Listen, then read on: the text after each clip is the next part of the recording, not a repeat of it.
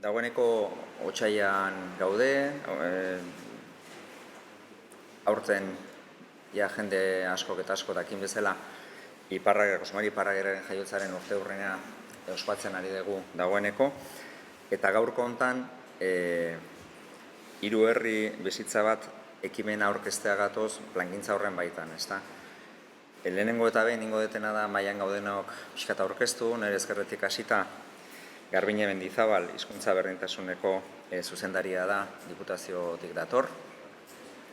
Gero Mikel Alberdi, bera historiagilea da, eta Zumalakarregi museoan egiten du lan, eta proiektu honetan mamia berak pixkat jardu da egiten, eta nire ezkerren Kiskitza Ugarteburu, igartu biti baserriko arduraduna, eta baita ere hasieratik Iparragirreren proiektu oso gauza askotan jokatzen ibili da udaletxearekin batera, eta nire eskuin proiektuaren arduraduna eta aurretxuko zinegotzia ere den Maialen Fidalgo daukagu. Hasieran komentatzen nuen bezala pixkat, proiektu honek bere baitan lau adierazgarri dauzka pixkat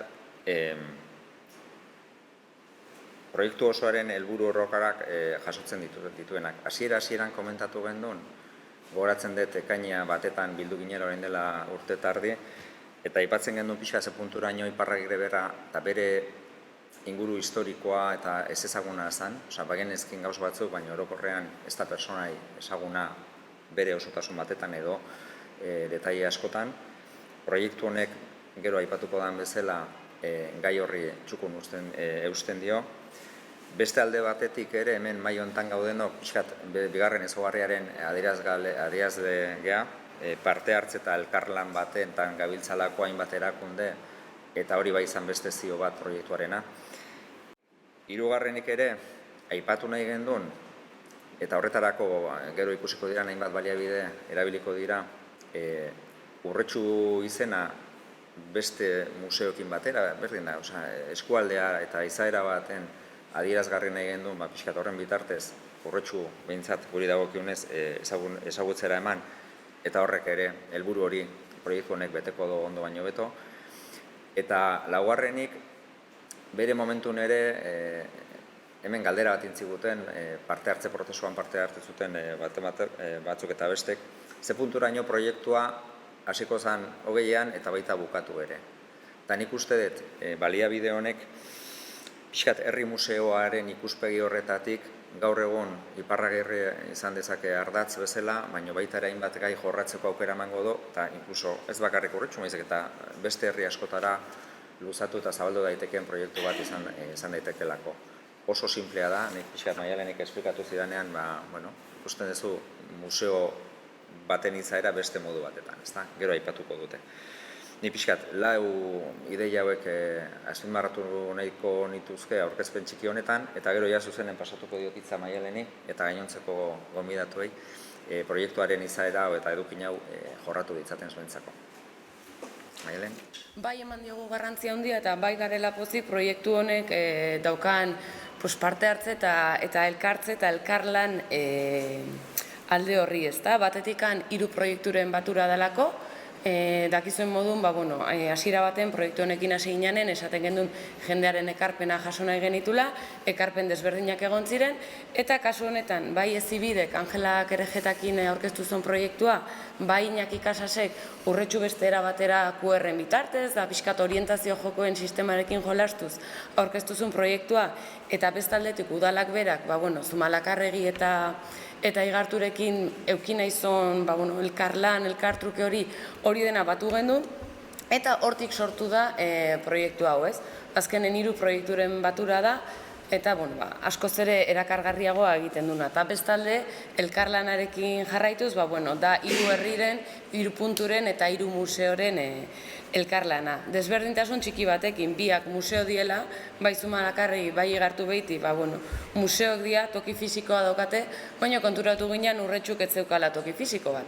Ez dauka museo etxe bat, ohiko museo bezala ezagutzen den zerbait. Eta agian horrek eskatzen dituen baliabide kopurua, eta hortarako behar den toki egokia ez geneukan, edo suposatzen zigun karga oso handia zen. Eta bat-baten konturatu ginen geneukala museo bat. eta zan Iparragirren bizitzako estenatoki naturala izan dan toki hori, ez? Dala Urretxuko Alde Zaharra. Orduan, estenatoki naturala, berezko estenatokia izateaz gain, erakusteko modukoa eta igual askorentzako ez ezaguna ere bazan. Eta horrek laguntzen diguna da baita ere Urretxu bera balioan jartzea, ez? Iparragirre ez ezaguna bada, kanpokontzako Urretxuko Alde Zaharra ere ezaguna bai, baina igual ez dute behar da modun edo sakontasunen ezagutzen. Así que horrek traba bat beharren,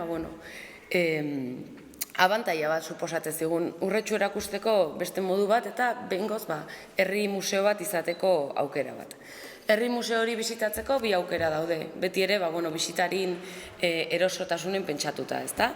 Bat izango da QR kodigoen bitartez, era modernoa eta autonomoa, hortarako herrin zehar hainbat plaka jarri ditugu QR kodeekin. Lehenengo pausoa da kulturetxera jutea eta bertan herriko mapa eskatzea, edo bestela web orrialdetik deskargatzea bakoitza nahi du modura. Eta mapa hortan markatuta egongo dira hainbat puntu. Orduan, inbar deguna da mapa hartu, puntu horiek jarraitu, eta puntu horietan dauden plakan enfokatzen dugu gure mugikorrakin. Eta horrek kontatuko dugu tokiko historia eta tokiko argazki batzuk erakutsiko dizkigu. Bi mapa daude, bat da mapa urdina, Iparragirreren bizitzako pasarte kontatzen dizkiguna, audio bitartez, eta mapa gorria tokiko argazkik erakusten dizkiguna, baino 19. mendera eraman da. Hori da, era autonomoa edo era modernoa, nola baita esateko, eta gero daukagu ohikoa. Dala gida batekin, gida honek emango dugu, bisita bat ingo dugu Urretxuko parte zarren zehar, eta geldituko da toki konkretuetan, Iparragirreren bizitzako pasartek kontatzeko eta bere biografiara nolabait gerturatzeko. Eta lan guzti honen atzen, QR horiek nolabait jaten eman behartzaile ez da, eta historia pixkat idatzi, laburtu eta jendeari emateko modura jarri behar da. Hortan, Mikel Alberdi auki dugu lanen, eta ondo iritzen bazaizue, beak azalduko dugu pixka prozesua zen izan den, eta eduki pixka bat zeintzu dira. Lehenengo, eskerrak eman Urretxuko udalari, egin didazuen enkargoa egiteagatik, eta baita Kizkitza Ugarte bururi ere, ez bere laguntza izan dut, prestaketa honetan, ez? Egia esan, saiatu gea gauza arin bat egiten,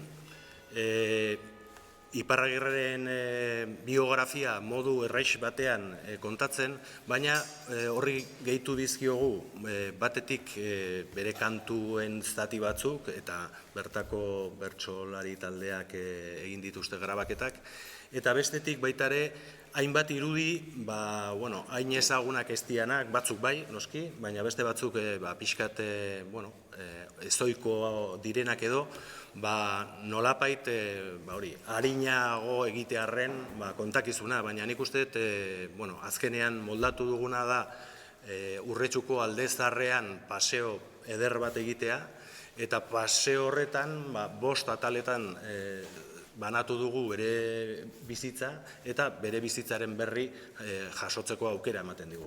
Ez bakarrik bere bizitza, baita bere eragina ere. Nolapait, bai 1880 urtean estatua eraiki zenekoa, eta bai ondoren ere bereziki bere zortziko famatuenak edo sortutako gora berak, ez? Eta badaude batzuk nahiko bitxiak, bera hil eta handik urte batzutara, oraindikan Gernikako arbolak sekulako zalapartak sortzen zituen, eta horietako bat ere kontatzen dugu, bisitaldi honen bukaera modura, eta nik uste azkenean jasotzen dela biografia labur bat, baina azkenean Iparragirreren bizitza ezagutzen dugunari buruz behintzat ideia zabal bat jasotzeko, eta gero esate dizuet, bai musika eta bai irudiek lagunduta nik uste lortu dugula gauza eder bat egitea. Igartu behiti basarri azkion dago eta pixkat kontatzen duguna da nolakoa zen basarrietako eta landa inguruneko bizimodua. Eta bilakaera ere kontatzen dugu pixkat baserrien bilakaera, ez da? 16. mendetik Igartu behiti bezalako baserri dolareak nola sortu ziren azaltzen dugu, eta gaur egun arte izen duten ibilbidea ere adierazten dugu bertan, ezta? Eta, pixka bat, Iparragirreren garaiari, hau da, 19. mendeari erreparatuz, garaiura, gero Mikelek azalduko du hobeto, baina garaiura izan zen gerra, iraultza eta aldaketa bortitzak gertatu ziren garai bat, ezta? Orduan, horrek bere eragina izan zuen baserrietan, industrializazioaren sorrera, fabrika berriak nola sortu ziren, trenbidearen sorrera, eta, horrek guztiak eragina izan zuen baita ere baserrietan, eta garai hartan ere gertatu zen ere, artoaren gainbera ere, eta hori ere baserrietan adierazten da, ez? Guk pixka bat bizitariei, aipatutako berezitasun hauek kontatuko dizkiogu, eta, gero aipatu behar ere, Gartuetitik oso gertu Zozabarro baserria dagoela itsason, eta, bertan, Iparragirre hiltzela, ez da? Eta pixka bat amaitzeko, bitxikeria bat ere, zen ikustet jende gutxik dakiela, baina, pixka bat, Igartubeti baserrian bizi izandako pertsona bat, eta Urretxuk lotura bat izan zuten garai batean, ez da? Eta, hori ere aipatu nahiko nuke. Erdiaroko azken mendeetan, baserritarrak izututa bizi ziren gerrillari feudalen indarkeriagatik, ez da? Orduan, Zumarragako eta Ezkioko zenbait baserritarrek pentsatu zuten erregeari eskatzea hirigune harresitu bat sortzeko, ez? Eta tartean zegoen Igartubeti baserriko jabea, Pedro Jartua, izan zen 1383an Urretxuko hiribildua sustatu zuten pertsonetako bat, ezta? Eta hori ere Igartubetin ere azalduko dugu ibilbide honetan zehar. Hori da gutxi. Orain, momentu honetan, Zumalakarregi Museoko partaide bezala, gure partaidetza komentatu nahi genuen, ez? Baita ere, guri Urretxuko udala etorri zitzaigunean museora, hori, galdetuz, ote genuen aukera kolaboratzeko beraiekin, oso erresa egin zitzaigun, noski. Ze gure museoa kontatzen duen testu ingurua, hain justu, Iparragirreren testu ingurua bera da. Berak lehenengo karlistadan parte hartu zuen, eta lehenengo karlistada zabal adierazten dugu museoan, eta gero lehenagotik ere, harreman hau izan aurreragotik ere, noski, bi gerren arteko garaia kontatzen dugun gune horretan, hortxe dago Iparragirre noski, kontuan izan behar dugu, sekulako eragina izan zuela Euskaldunen mentalitatean bi gerren arteko histori gune horretan. Noski, Gernikako arbolaren fenomenoa izugarria izan zen Euskal Herrian. Eta hortxe zegoen, gure museoan aspaldidanik, Jose Mari Iparragirre.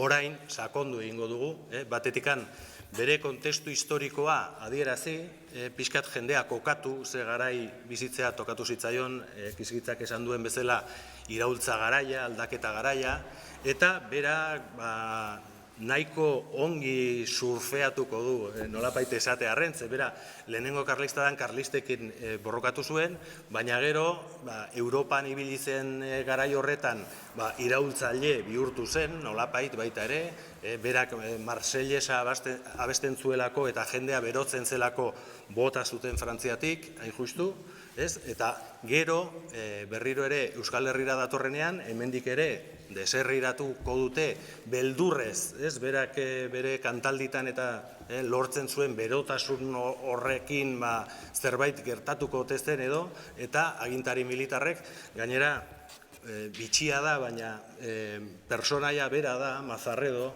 generala, berak lagundu zuen Londresetik Euskal Herriratzen, berak eman zion aukera berriro Euskal Herriratzeko, eta berak bota zuen baita ere, handikan gutxira, beldur zutelako, horrek esan nahi du, beti aipatzen den klasiko bada, 6.000 persona entzulez euskala eta hori, agintari militarrak beldurtu intzirela. Horregatikan bidaliko dute penintsulan zeharrez. Orduan, hori, museoan hori kontatua zegoen, orain sakondu egingo dugu, eta gainera, orain aldi baterako erakusketa badaukagu, justu aldi baterako erakusketa honen gai nagusia euskal emigrazioa 19. mendean da, eta hor ere Jose Mari Iparragirre zati nagusi bat dauka.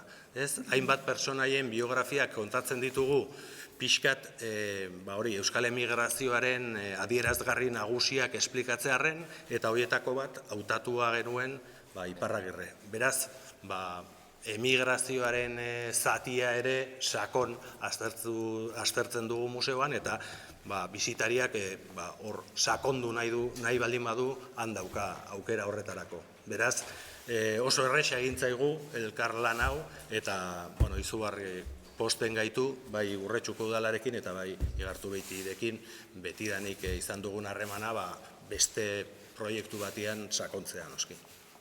Lenda bizinik ere eskerrik asko Urretxuko udalari, aurkezpen honetan parte hartzeko gonbidapena bidaltzagatik.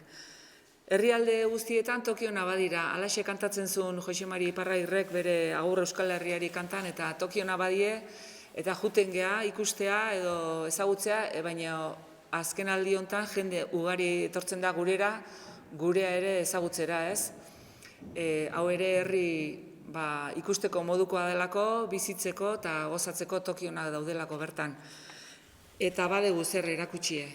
Baina baita badegu zer ikasie guk bertakok, hemen esan duten bezala askotan, bertakoa da gutxina ezagutzen duguna eta. Eta orduan, aurkezpen honetan azaltzen den egitasmo honekin, 3 herri bizitza bat, iruditzen zaigu 3 museo edo 3 paraje eder ezagutzeko aukera emango digutela, ez? Euskaldunok nola bizi ginen garai hartan ezagutzeko parada. Zen Euskal Herriaren balio ez pentsatzen dugunean beti etortzen zaigu burura paisaje ederrak, eta hori ere badegu, baina baditugu beste balio batzuk ezagutarazteko. Eta horietako bat nabarmendu nahi nuke eta da gure hizkuntza euskerea, ezta? Gure izaeraren ezaugarri berezi bat delako. Berriki, Madrilen Fitur nazioarteko turismo azoka baten, ezagutuko dezuedanak, han Urola Kostako mankomunitateak eta Gipuzkoako Foru Aldundiko turismo zuzendaritzak estan bat jarri zuten, eta UEMaren laguntzarekin estan honen ikurra zan ongi etorri Euskararen herrira. Eta irutzen zaigu erakusteko asko degula, ze jendeak bilatzen duna da zerbait berrie, zerbait diferentea, eta alderdi hortatik gu badugu hor izango nuke balio bat, ez? Balio erantsi bat. Gure kultura, izaera eta gure hizkuntza ere erakutsi behar dugu.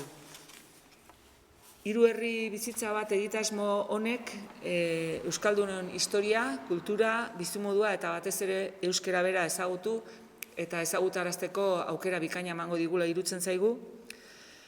Eta gaina sortzaile famatuenetako baten eskutik, hau da, Iparragirreren eskutik, ez? Baina ez bakarrik kanpotik datozenentzako, baita zuek izan dezuen bezala guretzat ere, ez?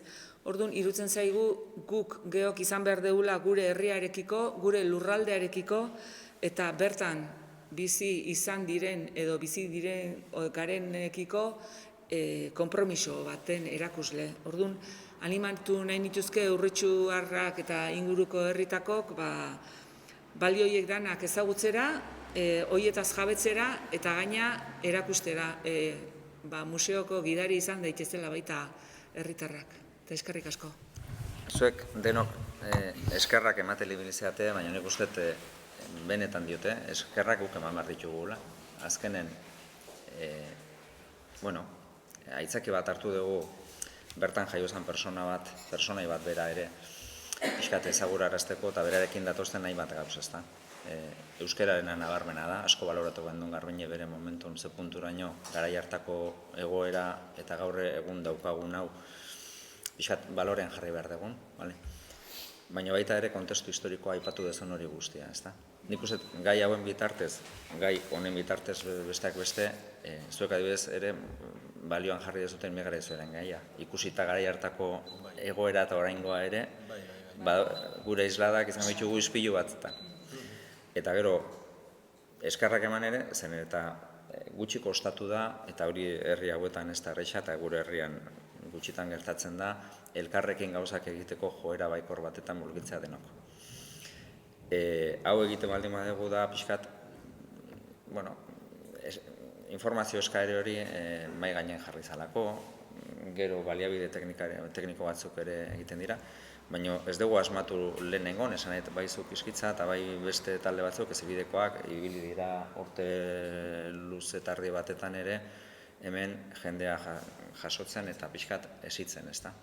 Hortik ere guk ere ikasten ari gehaten gabe, pixkat Iparragirreren ingurun hasi zana, gaur da Angelak Erajeta bere masteraren ikuspegia beste arlo bat ere sartzen da. Eta zentzu hortan nik uste proiektua izango da dana, desde luego lineala, ez dut uste erabat izango denik, urtea luzea da, ekitaldi asko dare, erregintzan ere jardungo gehagian, gauzak ondaterako dira, beste batzuk aien ez ondaterako, baina kutsu hau ere hemen usten dugu.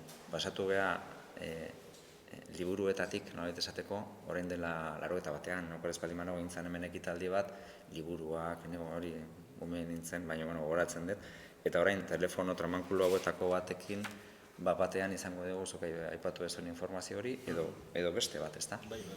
Herrian zehar banatu dira, hainbat tokitan kuadrotxoiek, euskeraz eta erderaz, hemen ere jarrera da irekitzearena, balioan jarri gurea dana, baina bestea ere bada gurea, eta zentzortan aukera guztia egongo da, eta gero ere ez da aterik izten, honen bitartez, edo zeinek egin ditzazke bisitak aldi beren, egun berean 3 tokitara, gertu gaude, berez.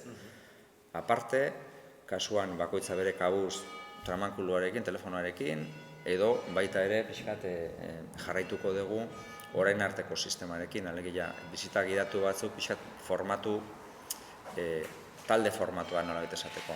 Horretarako ere gidatxoan ere ikusiko da, baina aurreikusita da ere berez martxoaren 15ean, apirilaren 26ean, maiatzaren 24ean eta ekainaren 14ean, ze hori, dinamika hori, ez da jabetero behintzat martxotik hasita, bisita gidatuaren ikuskizun edo behintzat saioi.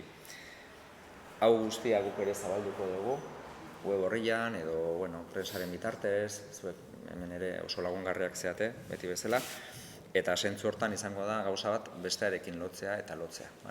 Gaur Iparragirre da, auskalo guk ere Iparragirre pasatzen denen, agian, ojala berez, zuekin da beste edozeinekin, zerbaitetan amankomunean gauzak egiteko gai izaten gen. Eskerrak eman, benetan, zuek guri ematen guzuen, baina aldero ez da lan iruditzen zat, eta ez dakit honekin itxiko genduke, gitalitza, aurkezpena, mila esker.